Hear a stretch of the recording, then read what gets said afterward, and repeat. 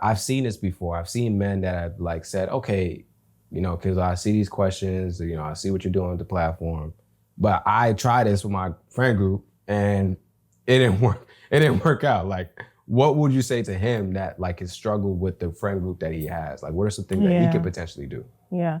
So I think what's important, right, when we talk about making a vow in order to be able to make new decisions or ask different questions when we're gaining the knowledge, your friend says, oh, you pussy. That is great opportunity to educate, right? It's not, okay, just shut down, because then we leave him out.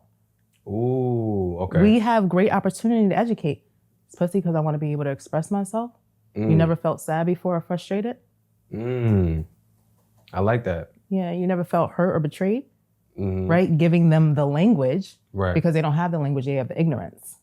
And so as we learn more, there's a due diligence for us to be able to educate the people that are in our group. He doesn't know. He has no idea until you put him on. Right.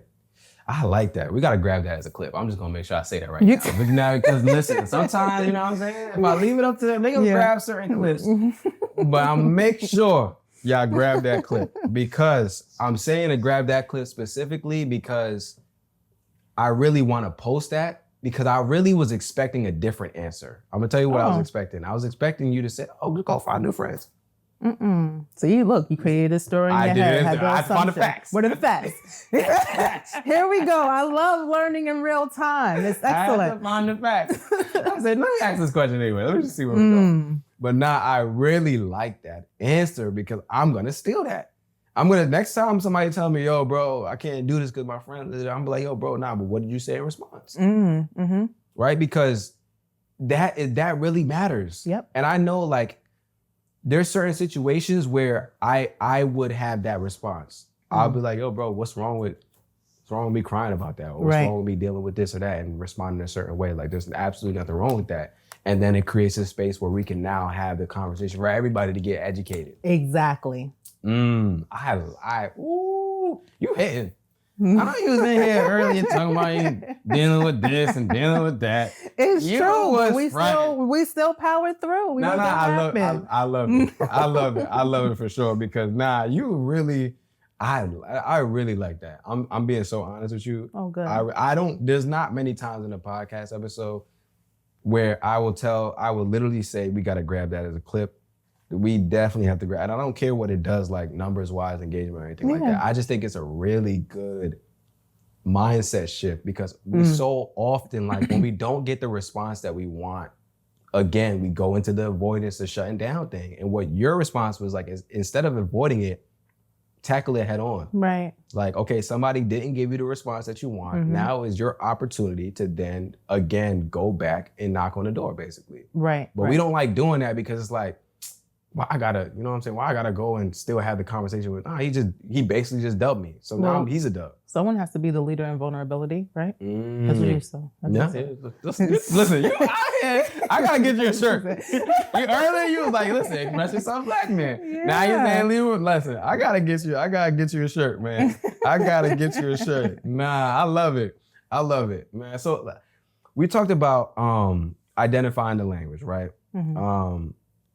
How do, like, when we identify the language, how does that help us to understand, like, how these, like, emotions, behaviors, and everything that we experience, like, how that all connects and creates what we may be feeling? That's a good question. I love that you actually are aware that it's all interwoven together, right? Because we can have a thought, right? So when we talk about, like, assumption, like we said before, right? We can assume that something's going to happen. Therefore, our body has already developed an emotion from that thought that leads us to behave in a certain way, right? You had the thought that I'm gonna answer this question anyway, even though I already know the answer, right? The emotion is like, whatever, let me just have her answer this question. Behavior is like, okay, that reinforced the thought. However, there was an interruption. right? Because I didn't give something that solidified that thought. Oh, now I have a different emotion that had a different outcome, a different behavior, because that original thought wasn't reinforced. Right. And so being able to understand that how I feel impacts how I think, that impacts how I behave, that reinforces that thought is really important. There's something in psychology that talks about how the brain fires is how it will wire, right? So the things that I think about, the things that come up for me, how my thought process is the cycle that I will continue to be in. Unless I have new knowledge, new understanding, and I'm able to form new forms of thinking that we call new neural pathways that I'm able to build, that I will have a different thought that will lead to a different emotion, that will lead to a different behavior. So just being able to understand that it is all encompassed. It's not just reframing my thought, but it's understanding that there is a link.